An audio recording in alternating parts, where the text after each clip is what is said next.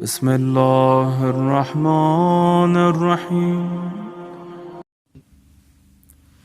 औज़ु बिल्लाहि मिनश्शैतानिर्रजीम। बिस्मिल्लाहिर्रहमानिर्रहीम। अल्हम्दुलिल्लाहि रब्बिल आलमीन। अस्सलातु वस्सलाम अला अफ़ज़लिल ख़ल्क़िल अजमईन सय्यिदिना मुहम्मद व आलिहि तय्यबीन अत्ताहिरीन अल-मासूमीन अल-मज़लूमीन अल-मयामीन ला सियमा बक़ियतुल्लाहि फ़िल अर्ज़ीन व लानतुल्लाहि अला आदाइहिम अजमईन लानतन दाइमतन इला यौमिद्दीन। अम्मा बादो फ़क़द क़ाल अल्लाहुल हकीम फ़ी किताबिहिल मुबीन व क़ौलुहुल हक़। बिस्मिल्लाहिर्रहमानिर्रहीम। या अय्युहल्लज़ीना आमनू कुतिबा अलैकुमुस्सियामु कमा कुतिबा अलल्लज़ीना मिन क़ब्लिकुम लअल्लकुम तत्तक़ून। सदक़ल्लाहुल अलीयुल अज़ीम। नाज़रीन मोहतरम, सलामुन अलैकुम व रहमतुल्लाहि व बरकातुहू।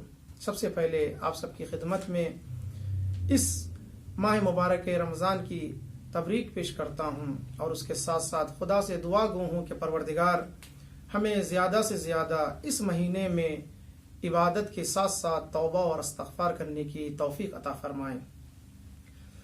परवरदिगार आलम सूरह बकरा की आयत नंबर 183 में इरशाद फरमा रहा है, या अय्युहल्लज़ीना आमनू, खिताब मोमिनीन से हो रहा है, ऐ ईमान वालो, तुम पर रोज़े उसी तरह फ़र्ज कर दिए गए हैं जिस तरह तुमसे पहले वाली उम्मतों पर रोज़े को फ़र्ज कर दिया गया था। किस लिए? लअल्लकुम तत्तक़ून, ताकि तुम शायद मुत्तकी और परहेज़गार बन जाओ। देखें, पहली गुज़िश्ता उम्मतों में और उम्मत मोहम्मदी में जो रोज़े का असासी और बुनियादी फ़र्क ये है कि पहली वाली उम्मतों में रोज़े के शरायत और रोज़े के क़वानीन जो थे वो बहुत ज़्यादा सख्त थे, लेकिन परवरदिगार आलम ने ये लुत्फ़ व करम किया है उम्मत मोहम्मदी पर कि रोज़े को आसान कर दिया। पहली वाली उम्मतों पर, जो गुज़िश्ता उम्मतों पर अल्लाह ने रोज़े को फ़र्ज़ किया गया था, अगर कोई इंसान अफ्तार करने के बाद सो जाता तो वहीं से उसका रोज़ा शुरू हो जाता था।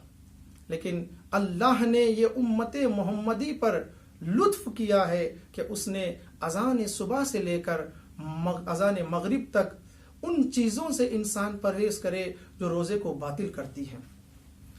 अल्लाह ने ये एहसान किया है और इतना आसान बनाकर उम्मत मोहम्मदी को रोज़ा पेश किया है, लेकिन इसके बावजूद इंसान बहाना करने लगता है।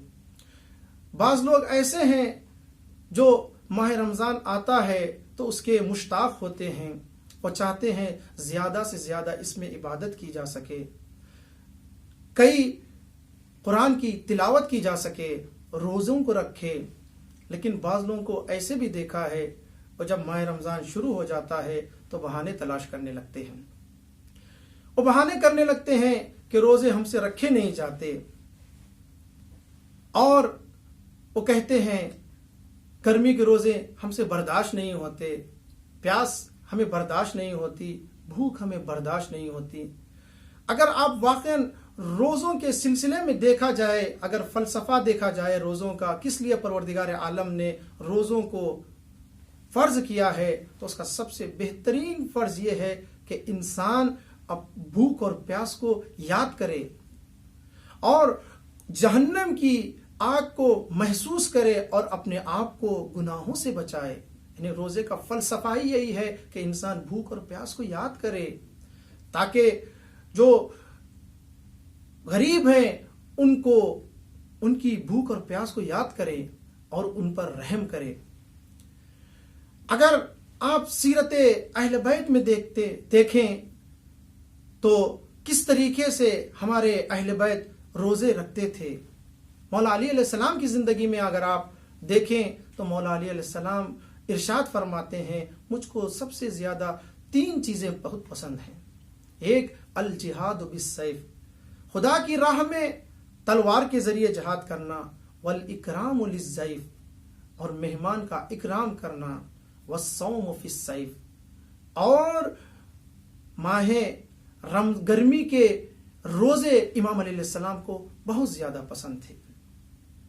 अज़ीज़ान मुहतरम, अगर इंसान रोजा रखता है तो परवरदिगार आलम उन रोजों के जरिए से इंसान के तमाम गुनाहों को बख्श देता है।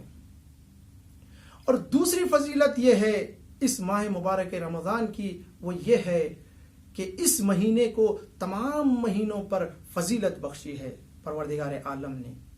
इसीलिए परवरदिगार आलम इरशाद फरमाता है, परवरदिगार इस महीने को अपना महीना कहा है, यानी शहरुल्लाह व शहरुत तौबा, यानी अल्लाह इस महीने को अपनी तरफ निस्बत दे रहा है और इस महीने को तौबा और इस्तग़फ़ार का महीना करार दे रहा है। जैसा कि रिवायतों में मिलता है, हाज़ा शहरुन अज़्ज़मतुहु व कर्रमतुहु व शर्रफ़तुहु व फ़ज़्ज़लतुहु अला शुहूर, ये वो महीना है जो अजमतों वाला महीना है। इस महीने को अल्लाह ने मुकर्रम बनाया है, मुशर्रफ बनाया है और इस महीने को तमाम महीनों पर फजीलत बख्शी है। जब इतना बाबरकत महीना है कि जिसमें रहमतें ही रहमतें हैं, ये वो महीना है जो मग़फ़िरत का महीना है, जो बरकतों का महीना है, जो हमदर्दी और गमखारी का महीना है, ये इन्फाक का महीना है, ये सब्र का महीना है, ये वो महीना है जो ईमान वाले हैं उनके रिस्क में इजाफा होता है। और अगर गुनहगार इस महीने में आता है तो परवरदिगार आलम उसके गुनाहों को बख्श देता है। ये तौबा और इस्तग़फ़ार का महीना है। अज़ीज़ाने ईमान, सिर्फ इंसान को इस महीने में मुतवज्जे रहना चाहिए कि वो किसके सामने आया है, किसके बुलाने पर आया है, तो इरशाद रब्बुल इज़्ज़त हो रहा है, या अय्युहल्लज़ीना आमनू, बुलाने वाला खुदा है, मेज़बान खुदा है और हम मेहमान बनकर अल्लाह की बारगाह में जा रहे हैं। और देखें इसकी फजीलत को अल्लाह ने किस तरीके से बयान किया है। सबसे पहली फजीलत खुद माह रमजान है और दूसरी फजीलत, इसमें जो सबसे बड़ी फजीलत है वो ये है कि परवरदिगार आलम ने इसी महीने में कुरान को नाजिल किया है। इरशाद हो रहा है, इन्ना अंज़लनाहु फी लैलतिन मुबारका, इसी बाबरकत रात में अल्लाह ने कुरान को नाजिल किया है। जैसे कि इरशाद होता है, इन्ना अंज़लनाहु फी लैलतिल क़द्र, हमने कुरान को शब कद्र में नाजिल किया है। तो अज़ीज़ान मोहतरम, हमको कोशिश ये करनी चाहिए कि इस माह मुबारक रमज़ान में जितना हो सके इंसान तिलावत करे, उसकी ज़्यादा से ज़्यादा कुरान की तरफ मुतवज्जे हों, उसके मानी और मफाहिम में। और जो लोग जिनके काम ज़्यादा हैं, अगर वो कुरान में गौर फिक्र नहीं कर सकते तो कम से कम इंसान कुरान की इस महीने में ज़्यादा से ज़्यादा तिलावत करें। तिलावत करने से भी इंसान के गुनाह खत्म कर बख्श दिए जाते हैं। जैसा कि एक मर्तबा का वाक़या है, एक बच्चा अपने बाप से आकर कहता है कि बाबा जान, ये जो आप कुरान की तिलावत कर रहे हैं इसका क्या फ़ायदा है, जबकि कुरान की तिलावत की जाए तो उसमें फ़िक्र किया जाए, तदब्बुर किया जाए और फ़िक्र किया जाए। बाबा ने कहा, बेटा इधर आओ, उस टोकरी को उठाओ जिसमें कोयला रखा है। बच्चे ने टोकरी को उठाया और कोयले को खाली किया। बाप ने कहा, जाओ इसमें पानी भर कर लेकर आओ। बच्चा गया, पानी को भरा और भरने के बाद जल्दी से बाप की तरफ दौड़ता हुआ आया। तो पानी जब तक बाप के पास पहुंचा तो सारा का सारा पानी गिर गया, खाली हो गया था, खत्म हो गया था। बाप ने कहा, जाओ दोबारा से उस पानी को इसी टोकरी में भर कर ले आओ। जब दोबारा पानी को भरा और भरने के बाद जल्दी से अपने बाप की तरफ दौड़ा तो जिस तरीके से पहली मर्तबा पानी गिर गया उसी तरह दूसरी मर्तबा भी पानी गिर गया। बाप ने कहा, दोबारा से कोशिश करो। कई मर्तबा कोशिश करने के बाद बेटा अपने बाप से कहता है, बाबा जान, ये मुमकिन नहीं है कि मैं इस टोकरी में पानी भरकर आपके पास लेकर आऊं। तो बाप बड़े मुस्कुराते हुए कहता है, बेटा ये बताओ कि पहली मर्तबा जब तुम टोकरी को लेकर पानी की तरफ लेकर गए तो टोकरी की हालत क्या थी? तो बेटे ने कहा, बाबा जान, जब मैंने पहली मर्तबा टोकरी को लिया था वो टोकरी कोयले से गंदी हो गई थी, उसमें गर्द और खाक लग गई थी। बाबा ने पूछा, अब इसकी हालत क्या है? तो बेटे ने कहा, बाबा जान, अब तो ये पाक और साफ हो गई है। ये जैसे पहली वाली हालत थी अब ये हालत नहीं है, बल्कि साफ और शफाफ हो गई है। अजीजान मोहतरम, वो मुस्कुराते हुए बाप अपने बेटे से कहता है, अगर कोई इंसान कुरान की तिलावत करता है तो हद अकल उसका फायदा यह है कि इंसान के दिल में जो गर्द व खाक गुनाह की घेरे हुई है वो इंसान की खत्म हो जाएगी। इंसान के जो दिल में जंग लग गया है, अगर इंसान रोजाना तिलावत करे और खुसूसन इस माह में, तो वो गर्द और जंग इंसान के दिलों से खत्म हो जाएगा। इसीलिए कहा गया है कि इस महीने में जितना हो सके इंसान तिलावत करे। आप देखें रिवायतों में बहुत ज्यादा आया है कि इस महीने में अपने घरों को कुरान की तिलावत से मुनव्वर करें। जिस घर में कुरान की तिलावत होती है उस घर में परवरदिगार आलम बरकत नाजिल करता है और वो घर आसमान वालों के लिए ऐसे ही चमकता है जैसे जमीन वालों के लिए आसमान पर सितारे चमकते हैं। यहां पर रुक कर एक बात कहना चाहता हूं, अगर आप मुतअद्दिद हदीसें देखें तो लफ्ज घर का इस्तेमाल हुआ है, यानी यह कहा गया है मन क़रा फिल बैत, यानी अगर कोई घर में अपने तिलावत करे तो इसका मतलब यह है, यह अहादीस इस बात की तरफ निशानदेही कर रही है कि हमको कहीं और जाने की जरूरत नहीं है, मस्जिद तलाश करने की जरूरत नहीं है, स्कूल जाने या कॉलेज जाने या दूसरी जगह, बल्कि यह कहा गया है अगर इंसान अपने ही घर में रहकर कुरान की तिलावत करता है तो परवरदिगार आलम उसके घर में बरकतों का नुज़ूल करता है। यानी इससे दो फायदे हो जाएंगे। एक, अगर इंसान इस माह में कुरान की तिलावत करता है, अगरचे एक ही आयत क्यों ना हो, तो परवरदिगार आलम उस एक आयत का सवाब दूसरे महीने में एक कुरान खत्म करने का सवाब अता करता है। दूसरा फायदा यह है कि उसके घर में परवरदिगार आलम बरकत ही बरकत अता करता है। अजीजों, कैसे हम कुरान को अपने घरों में तिलावत के जरिया बनाएं?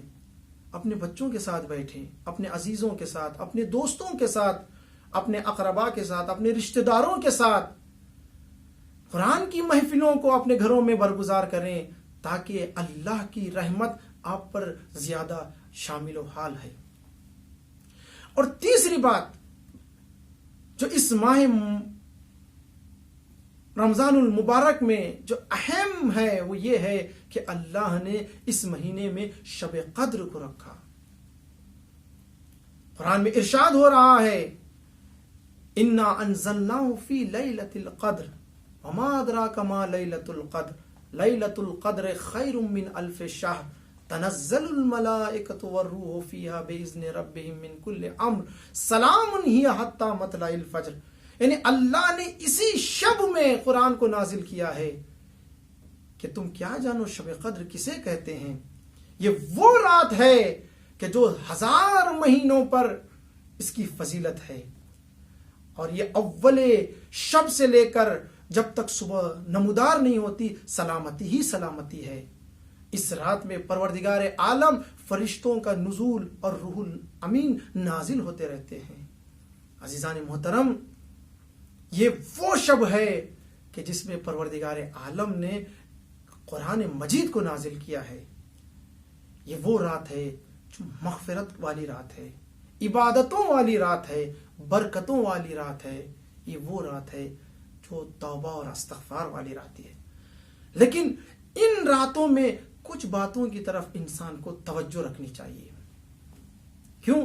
इसलिए कि आप अगर माह रमजान की फजीलत में देखेंगे, क्योंकि इसका लहजा लहजा जो है इबादत में शुमार होता है।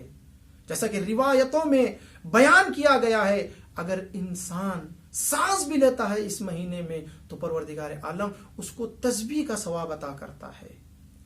और अगर इंसान हालत रोजा में सो जाता है तो परवरदिगार आलम उसको इबादत में शुमार करता है। और अगर इंसान इस महीने में आमाल अंजाम देता है तो उसके आमाल, यकीन जानिए कि उसके आमाल मकबूल हैं, कबूल हैं। लेकिन दूसरे महीनों में नहीं मालूम कि जो हम आमाल अंजाम देते हैं आया हमारी मकबूलियत तक पहुंचे हैं या नहीं पहुंचे हैं। लेकिन परवरदिगार कितना करीम है, कितना लुत्फ व करम कर रहा है उस रोजेदार पर। अगर इंसान इस महीने में आमाल को अंजाम दे रहा है तो परवरदिगार कह रहा है कि मैं इसके आमाल को कबूलियत तक पहुंचाऊंगा। और अगर ये, और आखिरी ये है कि इंसान अगर दुआ करता है तो परवरदिगार आलम उसकी दुआओं को कबूल करता है। तो अजीजान मोहतरम, इस शब में कुछ खास चीजों का इंसान को ख्याल रखना चाहिए। सबसे पहली चीज यह है कि वो देखे कि किससे मुखातब हो रहा है, किससे गुफ्तगू कर रहा है। तो इरशाद होता है, या अय्युहल्लज़ीना आमनू, बुलाने वाला खुदा है और जिसको बुला रहा है वो मोमिनीन है। तो इंसान को ये सोचना चाहिए कि हम परवरदिगार की बारगाह में आए हैं, परवरदिगार से गुफ्तगू कर रहा है। और दूसरी चीज इसमें जो सबसे ज्यादा बयान की गई है वो ये है कि इस शब में इंसान ज्यादा से ज्यादा इबादत और राजो नियाज करे। किस चीज के जरिए से? दुआओं के जरिए से, कुरान की तिलावत के जरिए से,